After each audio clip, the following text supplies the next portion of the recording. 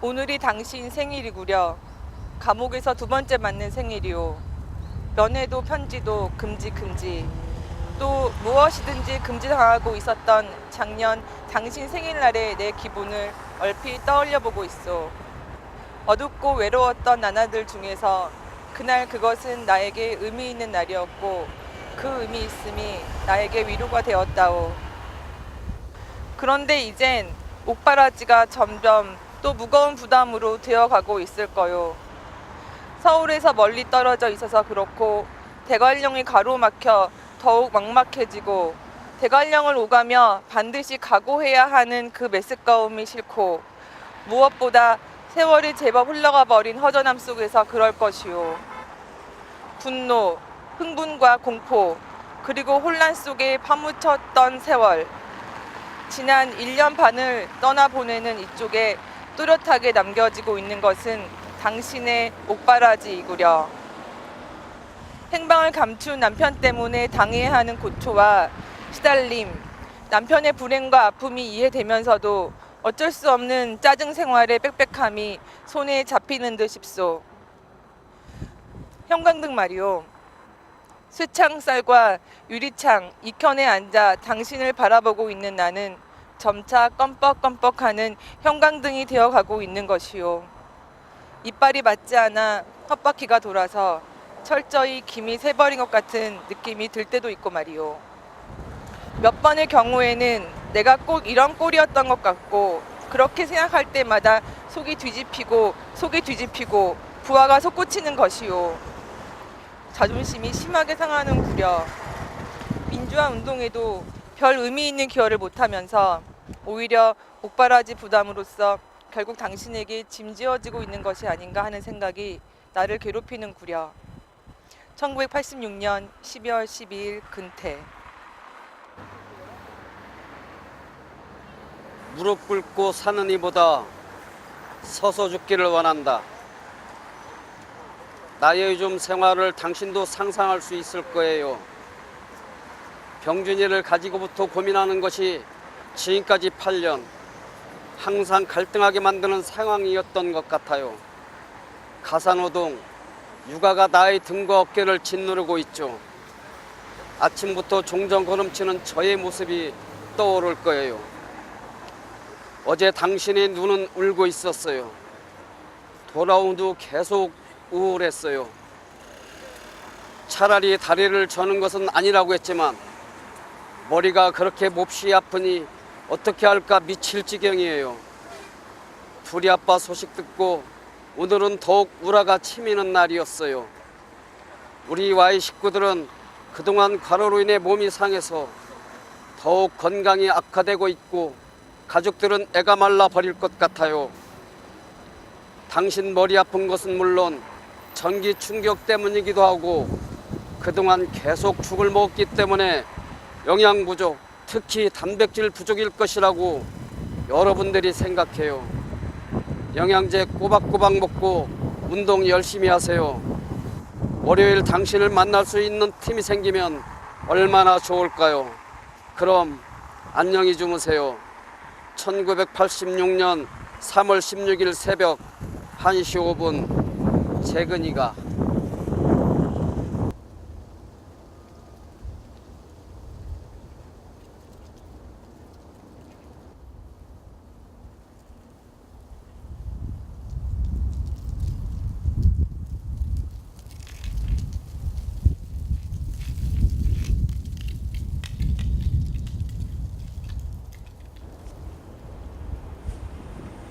내가 살고 있는 감방에 창이 2개가 있는데 그중 하나는 바깥 마당으로 열려져 있지. 북동쪽을 향한 창문이어서 지난 추운 겨울 내내 햇빛과는 서로 엇비껴 서 있는 꼴이었어. 해는 떠서 아침을 먹으려까지만 창틀 옆 변소 담벼락을 비추다가 이내 그들 속으로 내 방 창문을 묻어버리곤 했어. 창 아래쪽은 뒷마당인데 늘 얼음이 두껍게 얼어 있었고 그 위를 회색빛 우울과 바람이 서성거리고 있었다오. 작년 9월 말 처음 이곳에 내던져졌을 때 난 이러한 것에 흥미나 관심을 전혀 가지지 않았다오. 아니 주위를 가질 힘이 나에게는 남아있지 않았다오. 오직 필요한 것은 컴컴한 짙은 어둠과 외부의 모든 자극으로부터의 차단, 그것이었다오. 직접적이고 노골적인 폭력과 그로 인한 고통으로부터는 어느 정도 비켜설 수 있게 된 것이었으나 더욱 깊어져가는 마음의 상처, 나는 그것을 감당할 수가 없었던 것이오. 그냥 정신적 위기라고 하기에는 너무 절박하였어. 어떤 와에 버텨나가는 것에 종착역에 이르러가고 있었다고 하는 편이 보다 정확할 것이오. 이불 속의 컴컴함으로 더욱 기어들어갔다오. 오감대 속에 이상처럼 나는 점점 이상해져 갔다오. 아, 나는 이때 정말 누군가에 채운 그것을 갈망하였다오. 목소리, 사랑이 담긴 그 눈빛을 나는 고대하였던 것이오. 그러나 구원은 나에게 있었다오. 예상하지 못한 곳으로부터 구원은 나타난 것이었어. 그것은 마루 밑바닥으로 붙으려였어. 바로 내 머리 밑으로부터 말이오. 컴컴한 그곳에서의 사랑의 목소리가 들려온 것이오. 애정이 넘쳐오르는 코먹은 소리였어. 이상하게 들릴지 모르겠지만 쥐들의 사랑이었어. 쥐들의 보금자리에서 끊임없이 전해오는 것이었다오. 쥐의 그 목소리가 나의 구원이었어. 그러면서도 나의 이성은 주저주저하였어. 나에게 쥐는 쥐약 먹고 골목길에 나자빠져 있거나 무서운 전염병을 옮기는 패스트처럼 파괴와 죽음의 그림자였다오. 상식세계 그 바깥으로 쫓겨나 불씨를 살려내는 것은 이성이 아니고 사랑의 눈빛과 목소리일 뿐이오. 사람의 사랑이 봉쇄되어 버렸던 나에게는 그나마 이것은 크게 다행한 일이었어. 그리고 임근재 씨가 계속해서 넣어준 과일과 우유, 음료수, 그것도 나에게 큰 용기를 주었어. 그때 나는 별로 무엇을 먹고 싶거나 소화해낼 능력이 없었어. 하지만 이렇게 나를 기억하고 이 물건들을 통해서 확인해주는 그 손길이 눈물겨웠어. 거기에서 내가 아는 냄새를 맡으려고 킁킁대기도 하였고 혹시 체온이 남아있을지 않을까 싶어 자꾸 만져보기도 했다오. 또한 모두 빼앗겨버렸던 당시 나는 무엇인가를 소유하기도 싶었던 것이오. 당신이 이것을 채워주었던 것이지. 1986년 3월 11일 근태. 무릎 꿇고 사는 이보다 서서 죽기를 원한다. 오늘 아침 당신을 보니 무척 피곤해 보이더군요. 워낙 건강이 안 좋은 상태에서 그야말로 경무에 시달려서이겠지요. 우리는 1심이 끝나면 모두 심하게 앓지 않을까 싶어요. 계속 긴장하여 그런 일이 없도록 노력하자고요. 한 개인이 할 수 있는 일은 한계가 있는 것 같아요. 요즘은 저는 공적인 일을 잘 해내지 못하고 있어요. 그것이 큰 부담으로 오고 있지요. 아주 답답하고 힘든 생활이 계속되는 것이죠. 당신한테 유리창 사이로 두고 할 수 있는 이야기가 얼마 많지 않기 때문에 더욱 답답한 점도 있지요.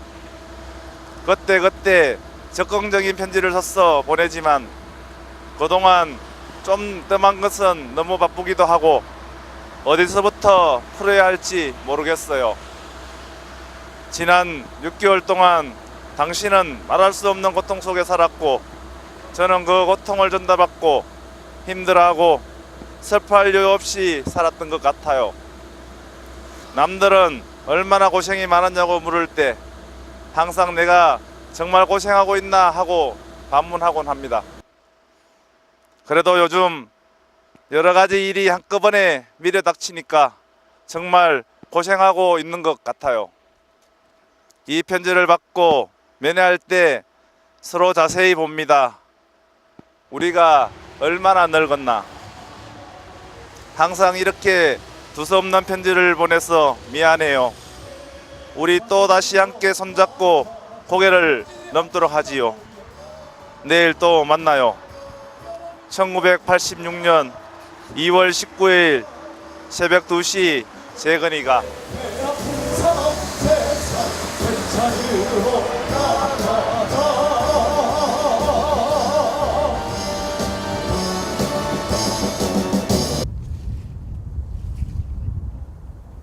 병준 병민이에게 좁은 비닐 창문을 열어 제끼고 새창살에 기대어 선 채 땅거미를 바라보다가 인왕산의 햇볕을 쳐다보다가 그 서로의 어긋남에 그 부조화에 다시 마음 상해하다간 결국 노래를 부르곤 했다.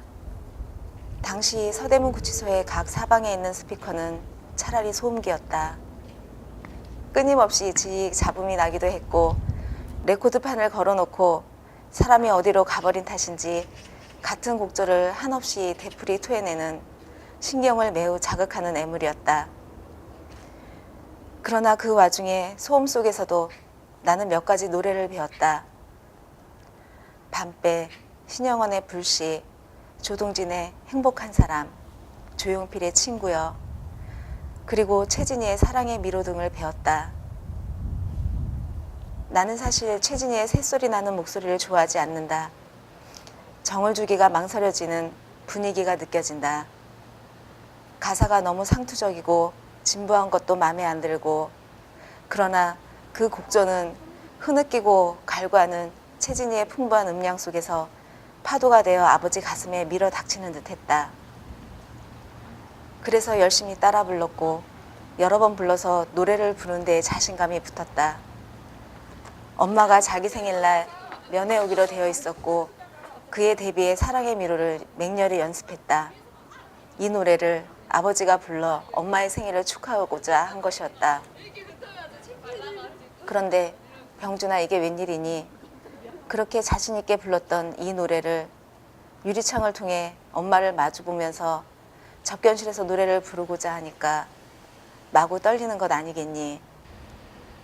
마음을 진정시키고자 해도 잘 안 되고, 그래서 몇 번 망설이고 망설이다가 시작했지만 처음부터 목소리가 떨리고 음정은 불안해지다 틀리고, 또 그런 중에서 목은 메어오고 인잭은 엄마의 눈에 고인 눈물이 보이고, 그래서 더욱 목이 메이고 노래가 뒤죽박죽 엉망이 된 채 끝나고 말았다. 정말 쥐구멍이라도 있으면 숨어버리고 싶은 심정이었다.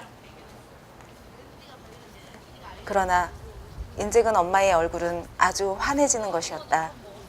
엉터리로 노래 부른 것을 엄마도 틀림없이 눈치챘겠지만 아마 그때 표현하고 전달하고자 했던 마음을 온전히 느끼고 있는 것 같았다. 나는 그때 다시 일어서고 있었던 것이다. 저들이 가한 상처에 쓰러지지 않고 이제는 일어서기 시작하고 있었던 것이다. 그것은 말하고 싶었다. 그리고 엄마나 너희들이나 바깥의 친구들에 대한 나의 그리움, 사랑을 노래에 띄우고 싶었던 것이다. 노래 부르는 것에는 실패했지만 그 마음은 엄마에게 분명히 전해진 것이 느껴졌었다. 1991년 8월 16일 홍성에서 근태. 무릎 꿇고 사는 이보다 서서 죽기를 원한다. 병민이 아빠에게. 오늘 재판이 끝나고 민가협 사무실에서 거의 하루 종일 보냈어요. 아버지에게 차 한 잔 못 대접해드리고 그냥 헤어졌지요. 평생에 하늘 안고 노동자로서 살아오신 우리 아버지, 이 나라 역사를 우리 아버지에게서 볼 수 있을 것 같아요. 이번 일 때문에 또 한 번 상처를 받으셨겠지만 사회가 고문받는 상황에서만 벗어났다면 다행으로 생각한다고 언젠가 말씀하시더군요. 오늘 나는 당신 손 2번이나 잡아서 아주 기분 좋은 날이에요. 당신 역시 마찬가지겠지만 사람들이 모두 손을 닦지 말라고 놀려대더군요. 나보고 어찌 그리 잽싸느냐고 하길래 나는 이 세상은 그렇지 않고는 못 산다고 킬킬거렸죠. 당신도 날 생각하며 피식 웃으리라 생각해요. 그러나 내가 제일 싫어하는 것은 밥을 혼자 먹는 것인데 당신이 그런 상황이란 것은 참을 수 없는 일이에요. 내가 무엇을 먹다가도 당신의 밥 먹는 시간, 간식 먹는 모습을 생각하면 목이 메이곤 한답니다. 내가 언제 당신을 위해서 요리를 하고 맛있게 먹는 당신과 함께 식사할 수 있을까 하고 생각하고 있어요. 외롭게 징역을 사는 당신이 자랑스러워요. 다시 만나서 얘기해요. 안녕. 1986년 6월 4일 새벽 12시 45분 당신의 재근이가.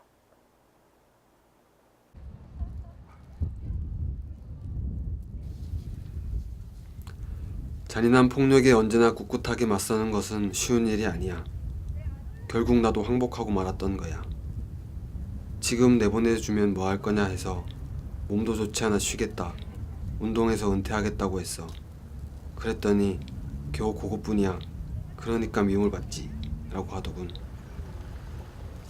거기에는 내가 잡고 다시 일어설 새끼줄, 희망이 희미하게 보이지만 나는 운동의 대의를 부인했던 거야. 닭이 울기 전 3번 부인했던 그 비겁함을 나도 여지없이 범했던 거야.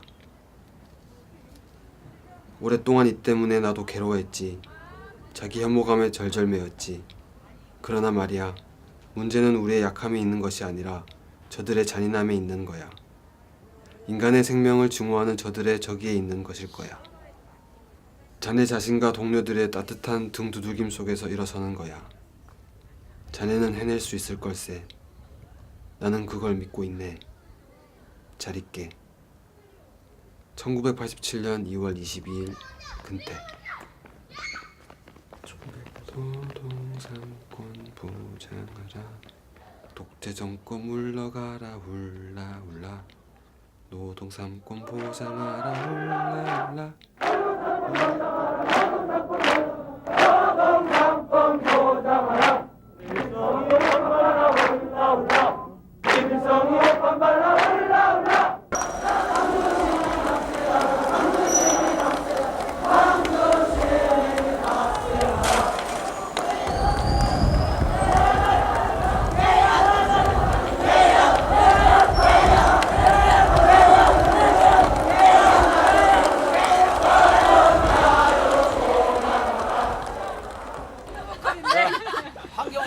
한경말에 딱 맞아. 하나, 둘, 셋, 넷. 짝이야 콜테콜테 훌라 훌라.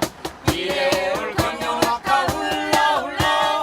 환경 판결 사법살인 사법부는 해체하라. 사법부는 해체하라. 짝이야 콜테콜테 훌라 훌라. 이래올 경영학과 훌라 훌라. 환경 판결 사법살인 사법부는 해체하라. 사법부는 해체하라. 궁중족발 지켜내자 훌라 훌라.